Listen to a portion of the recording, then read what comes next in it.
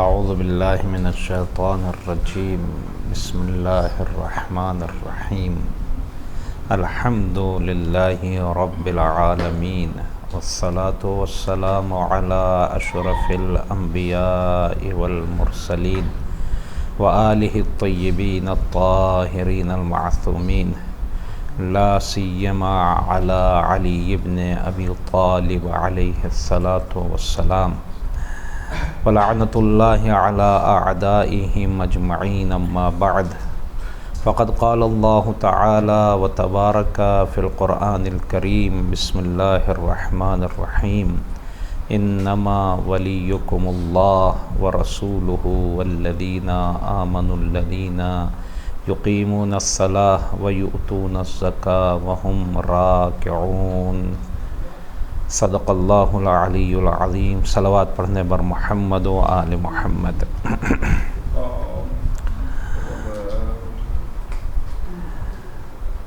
سب سے پہلے میں آپ تمام حضرات کی خدمت میں مولا کائنات غالب کل غالب علی ابن ابی طالب علیہ الصلاۃ والسلام کی ولادت باسعادت کی مبارکباد پیش کرتا ہوں، اور اللہ کی بارگاہ میں دعا گو ہوں کہ پروردگار ہمیں امام المتقین کے صدقے میں متقی اور پرہیزگار بننے کی توفیق عطا فرمائے، اور ہمیں مولا کا سچا چاہنے والا اور ان کا پیروکار قرار دے، جس کے نتیجے میں انشاءاللہ ہم ان کے پوتے امام زمانہ علیہ الصلاۃ والسلام کے مخلص سپاہی بن سکیں انشاءاللہ۔ میں نے جس آیہ کریمہ کو تلاوت کرنے کا شرف حاصل کیا وہ مولا کائنات علی ابن ابی طالب علیہ الصلاۃ والسلام کی شان میں نازل ہوئی ہے۔ تھوڑی سی گفتگو میں انشاءاللہ اسی آیت کے سلسلے میں کروں گا، اور گفتگو کا دوسرا حصہ مولا کی زندگی کے سلسلے میں ہوگا۔ یہ آیت جو تلاوت کرنے کا شرف حاصل کیا سورہ مائدہ کی 55ویں آیت ہے۔ اس میں پروردگار عالم ارشاد فرما رہا ہے انما ولیکم اللہ ورسولہ، اے مومنین فقط اور فقط تمہارا ولی اور سرپرست اللہ ہے اور اس کا رسول ہیں۔ والذین آمنوا الذین یقیمون الصلاۃ، اور وہ افراد تمہارے سرپرست ہیں، وہ افراد تمہارے حاکم ہیں، وہ افراد تم پر حکومت کرنے کا حق رکھتے ہیں جو ایمان لے کر آئے اور نماز کو قائم کرتے ہیں اور زکوٰۃ دیتے ہیں جب کہ وہ رکوع میں ہوتے ہیں، حالت رکوع میں زکوٰۃ دیتے ہیں۔ تو یہ صفات جو پروردگار نے گنائی ہیں کہ وہ نماز قائم کرتے ہیں، وہ زکوٰۃ دیتے ہیں حالت رکوع میں، یہ صفات صرف اور صرف مولا کائنات کی ہیں کہ حالت رکوع میں دی ہوئی زکوٰۃ صرف مولا کائنات نے دی اور وہ قبول ہوئی، اور اس کے بعد ہی یہ آیت نازل ہوئی۔ میں یہاں سے تھوڑا سا مقدمتاً یہ بات عرض کروں گا آپ کی خدمت میں کہ پروردگار نے اس آیت کے بعد فوراً بعد یہ اعلان کیا وَمَن يَتَوَلَّهُ، اور جو پلٹ جائے اللہ اور رسول سے اور ایسے افراد سے جن کی ہم نے صفتیں بیان کی ہیں، اللہ ان کو بخشنے والا نہیں ہے، وہ صراط مستقیم پر نہیں ہے، وہ صحیح راستے پر نہیں ہے۔ اگر ہمیں صحیح راستے پر لگنا ہے، ہمیں صحیح راستے پر رہنا ہے تو اللہ اور رسول کو ماننا ہوگا، اللہ اور رسول کے بعد ان افراد کو ماننا ہوگا کہ جو ان صفات کے حامل ہیں، جو ان صفات کو سمجھتے ہیں۔ آیت نمبر 56 ہے وہ کہ جس کو میں نے تلاوت کیا، اور اس کے الفاظ میں آپ کے سامنے دوبارہ تلاوت کر دوں تاکہ کسی طرح کا کوئی شک اور شبہ نہ ہو۔ یہ آیت جو ہے جو میں نے تلاوت کی وہ 55ویں آیت ہے۔ اس کے بعد والی آیت یہ ہے وَمَن يَتَوَلَّ اللَّهَ وَرَسُولَهُ وَالَّذِينَ آمَنُوا، جو اللہ سے پلٹ جائے، جو رسول سے پلٹ جائے اور ان افراد سے پلٹ جائے جو ایمان لے کر آئے ہیں، تو یاد رکھے وہ فَإِنَّ حِزْبَ اللَّهِ هُمُ الْمُفْلِحُونَ هُمُ الْغَالِبُونَ، تو اللہ کی حزب، اللہ کا گروپ ہی صرف کامیاب ہے۔ یعنی اللہ ان الفاظ سے یہ کہہ دینا چاہتا ہے کہ وہ افراد کامیاب نہیں ہیں۔ بہرحال آیت میں پروردگار عالم نے اگر آپ غور کریں تو مولا کائنات کی دو صفتوں کا ذکر کیا ہے، ایک نماز کو قائم کرنا اور ایک حالت رکوع میں زکوٰۃ دینا، جبکہ ہم سب یہ بہتر جانتے ہیں، اچھی طرح سے ہم یہ جانتے ہیں کہ مولا کائنات کی صفات کی کوئی تعداد نہیں ہے۔ خود رسول اللہ صلی اللہ علیہ وآلہ وسلم فرماتے ہیں کہ اگر دریا پورے دریا جو ہیں وہ روشنائی بن جائیں، پورے اشجار پیڑ قلم بن جائیں، اور جنات اور انسان مل کر علی کے فضائل لکھنا چاہیں تو علی کے فضائل لکھے نہیں جا سکتے، اتنے فضائل ہیں علی کے۔ تو ہمارا سوال یہ ہے، کیوں اللہ نے تمام فضائل میں سے انہی دو صفتوں کو چنا، نماز کو قائم کرنا اور حالت رکوع میں زکوٰۃ دینا؟ تمام فضائل کے ہونے کے باوجود آیت میں جو اللہ اس وقت ذکر کر رہا ہے وہ بھی جب ہمارے لیے حاکم بنا رہا ہے علی بن ابی طالب علیہ السلام کو، جب ہمارے لیے ان کو رہبر بنا رہا ہے، جب ہمارے لیے ولی اور سرپرست قرار دے رہا ہے، تو انہی دو صفتوں کا انتخاب اللہ نے کیوں کیا؟ تھوڑا تاریخ کے بیک گراؤنڈ میں جائیں آپ، علی کو کوئی ایسا نہیں ہے جس نے برا کہا ہو، سب علی کے فضائل کے قائل ہیں، لیکن ذرا میں بیک گراؤنڈ میں لے کے جانا چاہتا ہوں۔ آپ علی بن ابی طالب کے زمانے میں جائیے، وہ زمانہ ایسا ہے کہ جہاں دو حکومتیں ہو گئیں عثمان کے بعد، ایک معاویہ جو گورنر تھا اور ایک علی بن ابی طالب جن کو لوگوں نے منتخب کیا تھے۔ تو ہمارے حساب سے مولا پہلے خلیفہ ہیں، ہم مانتے نہیں کسی کو رسول کے بعد، لیکن پھر بھی دنیاوی اعتبار سے جب عثمان کے بعد مسند خلافت پر علی بن ابی طالب علیہ السلام بیٹھے تو معاویہ نے ادھر گورنر ہونے کے بجائے اپنے حاکم ہونے کا اعلان کر دیا، اور صرف یہیں تک نہیں رہا بلکہ علی بن ابی طالب کو گھٹانے کے لیے اس نے اتنی تبلیغات اور اتنے آگے بڑھا، وہ بڑھنے کے بعد اس نے دو کام کیے۔ ایک یہ کہ پورے شام میں میڈیا کے ذریعے، اس وقت کے میڈیا کے ذریعے، آج بھی یہی کام ہوتا ہے، آج بھی یہی کام ہوتے ہیں، اچھے لوگوں کے خلاف میڈیا آتا ہے اور آ کے نہ ہوئے واقعے کو بھی اتنا بڑا بنا کر پیش کر دیتا ہے جیسے یہ بہت بڑا واقعہ ہو، جیسا کہ آج کل ہوتا ہے، ایران کے خلاف بھی ہوتا ہے، مراج کرام کے خلاف بھی ہوتا ہے، زکزکی صاحب کے خلاف بھی بات پھیلائی گئی، تو ایسا ہوتا رہتا ہے۔ میڈیا کیا کام کرتا ہے؟ جو نہیں ہوتا اس کو بھی لے آتا ہے، یا یوں کہوں کہ سوئی کو پہاڑ بناتا ہے میڈیا۔ یہی کام معاویہ نے کیا۔ اب میں یہاں پر ایک جملہ کہنا چاہوں گا، جو میڈیا کو حق کے بجائے باطل کے لیے استعمال کرے وہ معاویہ والا ہے، اور جو حق پھیلانے کے لیے استعمال کرے وہ علی والا ہے آج کے زمانے میں۔ یہ ہمیں سوچ لینا چاہیے۔ معاویہ نے اس وقت کے میڈیا کے ذریعے یہ کام کیا کہ علی بن ابی طالب کی شان میں دو باتیں پھیلائیں۔ پہلا کام کیا؟ پورے شام میں میڈیا کے ذریعے پھیلایا علی نماز نہیں پڑھتے، نعوذ باللہ۔ جس نے نماز کو قائم کیا ہو، جس کی نماز سے ہی نماز ہو، جس کی زندگی ہی نماز ہو، اس کے خلاف پوری شام میں کیا پروپیگنڈا پھیلایا کہ علی نماز نہیں پڑھتے۔ کیوں؟ یہ بات کب پتہ چلی؟ جب علی بن ابی طالب علیہ السلام کی شہادت مسجد کوفہ میں ہوئی اور لوگوں کو، شام والوں کو پتہ چلا علی کو مسجد میں قتل کر دیا گیا، شہید کر دیا گیا، تب شام والوں نے یہ سوال کیا، کیا علی بھی نماز پڑھتے تھے؟ کیا علی بھی نماز پڑھتے تھے؟ یعنی کیا مطلب؟ اتنا پروپیگنڈا تھا کہ ان کو تعجب ہوا علی مسجد میں کیسے قتل کر دیے گئے، علی تو مسجد جاتے ہی نہیں تھے، اتنا پروپیگنڈا۔ پھر دوسرا پروپیگنڈا کیا تھا؟ یہ معاویہ نے چالاکی کرتا تھا وہ کہ صبح میں بھیڑ کے بچے لوگوں کے بچوں میں تقسیم کرواتا تھا، بٹواتا تھا۔ آج کل تو کھلونے آپ اپنے بچوں کے لیے لے آتے ہیں، مارکیٹ سے لاتے ہیں، کھیلنے کے لیے دے دیتے ہیں۔ پہلے زمانے میں تو تھے نہیں، تو بچے کاہے سے کھیلتے تھے؟ بکری کے بچوں سے، ایسے جانوروں سے۔ ہم بھی کھیلیں اپنے بچپن میں، شاید آپ لوگ بھی کھیلے ہوں۔ تو یہ بکری کے بچے بچوں کو پسند تھے، بھیڑ کے بچے۔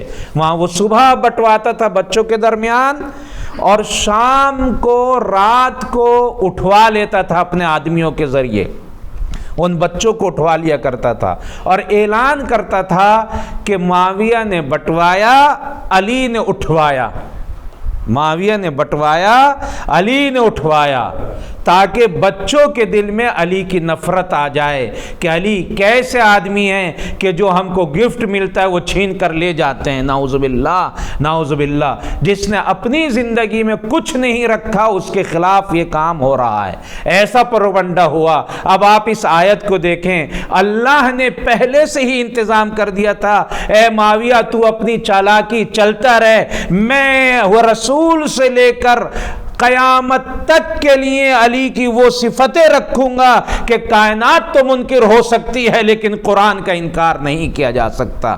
تو نماز کے خلاف کہہ رہا ہے، میں آیت میں رکھوں گا کہ علی نماز قائم کرتے ہیں۔ تو علی کے خلاف یہ کہہ رہا ہے کہ علی اٹھواتے ہیں، تو میں کہوں گا کہ علی وہ ہے جو حتی حالت رکوع میں بھی زکوٰۃ دیتا ہے۔ علی کے فضائل کو تو کوئی نہیں انکار کرتا، تو ان کا انکار کرتا ہے، تو میں بھی وہی صفتیں قرآن میں رکھ دوں گا کہ وہی صفتیں ہوں گی، نماز قائم کرنے والا علی ہے، زکوٰۃ دینے والا علی ہے۔ اب جب یہ آیت نازل ہوئی تو بعض افراد نے کیا کہا کہ اعتراض کرنے والے کہتے ہیں کہ آپ تو کہتے ہیں، غور کیجئے گا اس بات پر، کیسے کیسے لوگ بہکاتے ہیں، ہمیں اپنے مولا کو پہچاننا چاہیے۔ آپ کہتے ہیں علی ایسی نماز پڑھتے تھے کہ ان کے پیر سے حالت نماز میں تیر نکال لیا جائے تو پتہ نہیں چلتا تھا، ایسی نماز پڑھتے تھے۔ پھر یہ حالت رکوع میں زکوٰۃ مانگنے والے کی آواز کیسے کانوں میں چلی گئی؟ ان کا تو جسم پر اثر نہیں ہوتا تھا۔ چونکہ یہ آیت کب نازل ہوئی؟ جب علی ابن ابی طالب نے حالت رکوع میں زکوٰۃ دی۔ پورا واقعہ کیا، ایک فقیر آتا ہے مسجد نبوی میں مانگتا رہتا ہے، پھر جب کوئی نہیں دیتا تو لاسٹ میں علی ابن ابی طالب علیہ السلام انگلی کا اشارہ کرتے ہیں اور وہ انگوٹھی اتار کے چلا جاتا ہے اور یہ آیت نازل ہو جاتی ہے۔ تو لوگ کیسے بہکاتے ہیں، آپ کہتے ہو علی کو پتہ نہیں چلتا تیر نکل جاتا ہے، پھر سن کیسے لی اس کی آواز، سن کیسے لی؟ تو مشکل یہ ہوتی ہے کہ جب ہمارے پاس علم نہیں ہوتا، جب ہمیں پوری بات پتہ نہیں ہوتی تو ہم بھی بہکانے والے کے بہکائے میں آ جاتے ہیں اور ہم بھی اچھی بات نہیں جانتے۔ اسی لیے ہمارے علماء اور ہمارے بزرگ یہ کہتے ہیں، پڑھو، خوب پڑھو اور قرآن اور معصومین کی زندگی کو اچھی طرح سے حاصل کر لو۔ جو انسان معصومین کی زندگی اور قرآن مجید کو صحیح طریقے سے پڑھ کے سمجھ لے گا وہ کبھی گمراہ نہیں ہو سکتا۔ میں یہ کہنا چاہوں گا، اے اعتراض کرنے والے سن، ذرا غور سے اس آیت کی تفسیر کو پڑھ، کیا لکھا ہوا ہے۔ جب فقیر مانگ رہا تھا تو پہلی ہی آواز میں علی نے انگوٹھے اتار کے نہیں دی، ایک مرتبہ مانگتا رہا نہیں، 2 مرتبہ مانگتا رہا نہیں، تیسری مرتبہ جب اس نے اپنی زبان پر یہ جملہ جاری کیا، اے اللہ تو گواہ رہنا، اے اللہ، یعنی اب لوگوں سے نہیں مانگ رہا، اب بلکہ کس سے مانگ رہا ہے؟ اللہ کو گواہ بنا رہا ہے۔ اے اللہ تو گواہ رہنا کہ میں تیرے نبی کی مسجد سے خالی ہاتھ جا رہا ہوں، مجھے کہنے والا کوئی نہیں ہے۔ تو اس کے لفظوں پر غور کرو، اب یہ کس کو پکار رہا ہے؟ 2 مرتبہ علی نے جواب نہیں دیا، تیسری مرتبہ جواب دے کر پکارا، جواب دے کر علی نے بتایا، یاد رکھو علی اگر دنیا میں ہوتا تو پہلے کی آوازوں کو سن لیتا۔ علی وہاں تھا جب اللہ کے یہاں آواز پہنچی تو اللہ نے علی سے کہا کہ اے علی جواب دے دے، تو اللہ نے جواب دیا، گویا علی کو ذریعہ بنا کر جس طرح معراج میں رسول کو اس سے کلام کیا، علی کو ذریعہ بنا کر جس طرح کوہ طور پر درخت کے ذریعے کلام کیا موسیٰ سے، اسی طرح اس فقیر کو اللہ نے جواب دیا علی کے ذریعے۔ یہ ہے علی بن ابی طالب، دنیا میں نہیں، یہ اللہ کی بارگاہ میں ہے، یہ اللہ کی بارگاہ میں ہیں، اللہ کے یہاں ہیں، اللہ سے خطاب کر رہا ہے، اللہ تو گواہ رہنا میں خالی ہاتھ جا رہا ہوں۔ اللہ نے بھی اس کا جواب دیا، اے علی جاؤ، میرے گھر سے یہ خالی ہاتھ نہ جانے پائے۔ تب علی نے اشارہ کیا کہ انگوٹھی لے جا، انگوٹھی لے جا۔ علی نے ادھر انگوٹھی دی، ادھر آئے قرآنی نازل ہو گئی، اے رسول اعلان کر دو کہ میں تمہارا حاکم ہوں، رسول تمہارا حاکم ہے، اور رسول کے بعد علی بن ابی طالب تمہارا حاکم ہے۔ یہ ہے علی بن ابی طالب علیہ السلام۔ ہم کیا پہچان سکتے ہیں علی بن ابی طالب کو؟ ہم میں یہ طاقت نہیں، ہمارا دماغ ایسا نہیں، ہمارا دل ایسا نہیں، ہمارا سینہ ایسا نہیں کہ ہم علی بن ابی طالب کی معرفت حاصل کر سکیں۔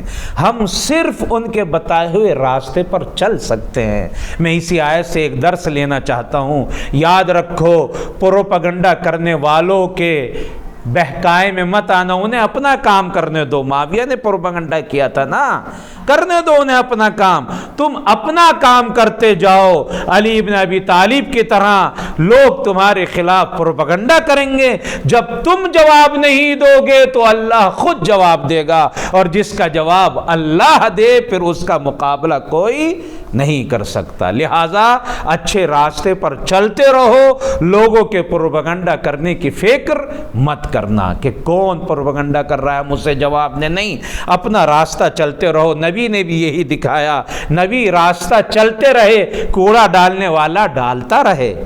حسن علیہ السلام کے خلاف لوگ بکتے رہے، لیکن مولا نے اپنے اخلاق سے یہی کہا، کیا تجھے کپڑا چاہیے؟ کیا تجھے گھر چاہیے؟ کیا تجھے سواری چاہیے؟ کیا تو بھوکا ہے؟ یعنی انہوں نے اپنا راستہ چینج نہیں کیا۔ تو لوگوں کو کہنے دو کیا کہہ رہے ہیں، ہمیں اپنا راستہ چلنا ہے جو حق کا راستہ ہے۔ بہرحال علی بن ابی طالب علیہ السلام کی ولادت کے ایام ہیں۔ علی بن ابی طالب علیہ السلام کی ولادت کا بس میں ولادت ہی والا واقعہ بیان کروں گا، اور پھر میں اس کو اپنی تقریر کو سمیٹ لوں گا۔ کہاں ہے، کہاں ولادت ہوئی؟ ہم سب کو پتہ ہے، خانہ کعبہ میں۔ کون سے بیٹے ہیں جناب فاطمہ الزہرا کے، جناب فاطمہ بنت اسد کے علی بن ابی طالب؟ کون سے بیٹے ہیں؟ آخری، چوتھے۔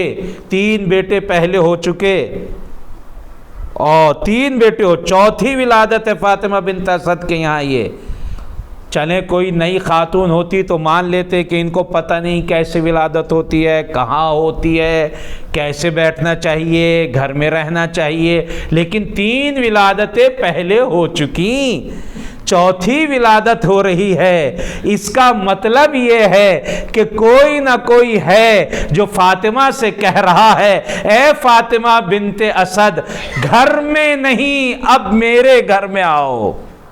کوئی ہے جو حکم دے رہا ہے، اے فاطمہ 3 بیٹے تمہارے گھر میں، لیکن یہ چوتھا بیٹا چونکہ خاص ہے، اسپیشل ہے، اسے میرے گھر میں پیدا ہونا ہے، آؤ آؤ۔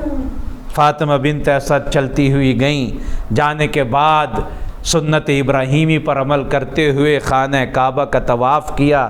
خانہ کعبہ کا طواف کرنے کے بعد اب دروازے کے پاس نہیں، عام طور سے حاجی کہاں پر جاتے ہیں؟ دروازے کے پاس، حجر اسود کے پاس یا دوسرے کونوں پر، لیکن یہ وہاں نہیں، بلکہ بالکل الٹے، جیسے وہ دروازہ اس کے سامنے والی دیوار، بالکل پشت والی دیوار پر ایک مرتبہ اپنے شکم مبارک کو مس کیا، اور مس کرنے کے بعد اپنے پروردگار کی بارگاہ میں ہاتھ اٹھاتی ہیں، اے میرے پالنے والے، اے ابراہیم کو نبی بنا کر بھیجنے والے، تجھے ابراہیم کا واسطہ، تجھے اسماعیل کا واسطہ، نبیوں کا واسطہ دیتے دیتے یہاں تک کہ ایک منزل پر علی بن ابی طالب کی والدہ گرامی نے کہا، اے اللہ تجھے اس بچے کا واسطہ جو میرے شکم میں ہیں، جو میرے شکم میں ہیں، میری اس مصیبت کو، میری اس مشکل کو آسان فرما دے۔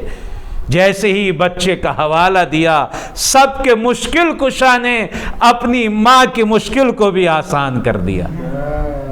مشکل آسان ہوئی، لیکن کیا؟ جس کو ہم سب مشکل سمجھتے ہیں، دیوار ٹوٹنے لگی۔ اگر یہ گھر گرنے لگے تو کیا آپ یہاں پر رکیں گے؟ اگر یہ گھر گرنے لگے، دیوار ہٹنے لگے، اس میں کوئی درار پڑنے لگے، تو ہم میں سے کوئی ہے جو یہاں پر رکے؟ کسی کی ہمت نہیں ہے جو رکے۔ لیکن فاطمہ بنت اسد، دیوار پھٹ رہی ہے، ہٹ رہی ہے، راستہ چھوڑ رہی ہے، لیکن فاطمہ بنت اسد وہاں سے جاتی نہیں۔ شاید ایک جملہ کہنا چاہتی ہوں فاطمہ بنت اسد، تمہیں پتہ نہیں کہ میں کرار کی ماں ہوں، فرار کی نہیں، بھاگنے والوں کی ماں نہیں ہوں، بلکہ ٹکے رہنے والوں کی ماں ہوں۔ ٹکی رہیں، گئی نہیں۔ اس کا مطلب خود یہ بتا رہی ہیں کہ مجھے پتا ہے ہونے کیا والا ہے، کیا ہوگا، مجھے علم ہے، میں جانتی ہوں۔ ہمارے اماموں کے علاوہ ہمارے امام تو علم غیب رکھتے ہیں، لیکن یہ سلسلہ قریش جو ہے آدم سے لے کر خاتم تک، چاہے وہ جناب ابو طالب ہوں، چاہے وہ جناب عبداللہ ہوں، چاہے وہ عبد المطلب ہوں، یہ پورا سلسلہ پاک و پاکیزہ رہا ہے، جس نے اپنی زندگی دین کے لیے گزاری ہے، اور ان کو علم ہوا کرتا تھا۔ حتیٰ روایتیں بتاتی ہیں جب رسول اللہ کی ولادت ہوئی اور جناب فاطمہ بنت اسد نے آ کر خبر دی جناب ابو طالب کو کہ ایک ایسا بیٹا پیدا ہوا ہے، تو جناب ابو طالب نے ایک عجیب جملہ کہا، اے فاطمہ 30 سال انتظار کرو، اللہ تمہیں بھی ایسے ہی بیٹا عطا کرے گا۔ اور آپ دیکھیں رسول کی ولادت سے مولا کائنات کی ولادت میں 30 سال کا ہی عرصہ رہا۔ یہ ہیں ابو طالب، ہمیں پہچاننا چاہیے، جو کہہ دیتے ہیں وہی ہوتا ہے۔ یہ ہیں جناب ابو طالب، رسول اللہ سے 30 سال ہی چھوٹے ہیں جناب مولا کائنات۔ بہرحال جناب فاطمہ بنت اسد آئیں، اندر چلی گئیں، 3 دن وہاں رہیں، آپ نے سنا ہے، سب کچھ سنا ہوا ہے، 3 دن وہاں رہیں، اور پھر چوتھے دن رسول اللہ تشریف لائے۔ جب رسول اللہ تشریف لائے تو جناب فاطمہ بنت اسد بچے کو اپنی گود میں لیے ہوئے ہیں۔ رسول اللہ نے پوچھا، اے چچی جان کوئی مشکل تو نہیں ہے؟ صرف ایک جملہ کہا، کوئی بات تو نہیں ہے، لیکن بچے نے ابھی تک آنکھوں کو کھولا نہیں ہے، آنکھیں نہیں کھولی ہیں بچے نے۔ ایک دم رسول اللہ نے کہا، مجھے دے دیجئے اس بچے کو، مجھے دے دیجئے اس بچے کو۔ جیسے ہی بچے کو لیا، فوراً رسول اللہ کی گود میں آتے ہی مولا کائنات نے اپنی آنکھوں کو کھول دیا۔ آنکھوں کا کھلنا تھا کہ رسول نے ایک تاریخی فقرہ کہا، ایک تاریخی فقرہ کہا۔ کیا جملہ ارشاد فرمایا؟ خصصتنی بالنظر خصصتک بالعلم، اے علی تو نے مجھے دیکھنے سے مخصوص کیا، یعنی تو نے مجھے سب سے پہلے دیکھا، میں نے اپنا سارا علم تجھے دے دیا۔ خصصتنی بالنظر، تو نے مجھے دیکھنے سے مخصوص کیا، خصصتک بالعلم، میں نے تجھے اپنا پورا علم دے دیا۔ اب میں یہاں پر رک کر بس 2 جملے کہنا چاہتا ہوں۔ آج آئے ہیں ریموٹس جو آنکھوں سے دیکھنے سے موبائل یا گیٹس کھل جاتے ہیں، اس زمانے میں آنکھوں کے اشارے سے علی نے دیکھ کر اور علم لے کر بتایا، دنیا 1400 سال بعد ترقی کرے گی، یہاں علم فوراً ٹرانسفر ہو گیا۔ یہاں علم فوراً آ گیا، رسول اللہ کا علم میرے اندر آ گیا۔ اور آپ یہ بھی جملہ سنتے چلیں، اور میں تمام کر رہا ہوں کہ دیکھیں علی بن ابی طالب کی ذات والا صفات یہ ہے، ایک اس واقعے کو یاد کریں اور ایک ہجرت والا واقعہ۔ علی نے یہاں آنکھ کھولی تو علم رسول لے لیا، ہجرت میں سوئے تھے، آنکھ بند کی تھی تو رسول کی جان بچائی تھی اور اللہ کی مرضی لے لی تھی۔ علی ابن ابی طالب کی ذات وہ ہے جو آنکھ کھولتی ہے تو علم رسول لے لیتی ہے، اور آنکھ بند کرتی ہے تو اللہ کی مرضی خرید لیتی ہے، اللہ کی مرضی خریدتی ہے۔ جاگیں تو رسول کو، سوئیں تو مرضی پروردگار خرید لیں۔ اللہ سے دعا ہے کہ وہ ہمیں بھی ان افراد میں سے قرار دے جن کا سونا جاگنا اللہ کی عبادت میں شمار ہو، اور ہمیں توفیق دے کہ ہمیں سوتے جاگتے اپنی عبادت کرنے کی توفیق عطا فرمائے، ہمیں اپنی آنکھوں کو حرام چیزوں سے بچانے اور حلال چیزوں کے دیکھنے کی توفیق عطا فرمائے۔ اے میرے اللہ، تجھے ولی برحق حضرت علی بن ابی طالب علیہ السلام کا واسطہ ہمیں ان آنکھوں سے اپنے مولا امام زمانہ علیہ السلام کو دیکھنے کی توفیق عطا فرما، امام کے ظہور میں تعجیل فرما، ہمیں ان کے اعوان و انصار میں سے شمار فرما لے۔ ربنا تقبل منا انک انت السمیع العلیم۔ اللہم صل علی محمد وآل محمد وعجل فرجہ۔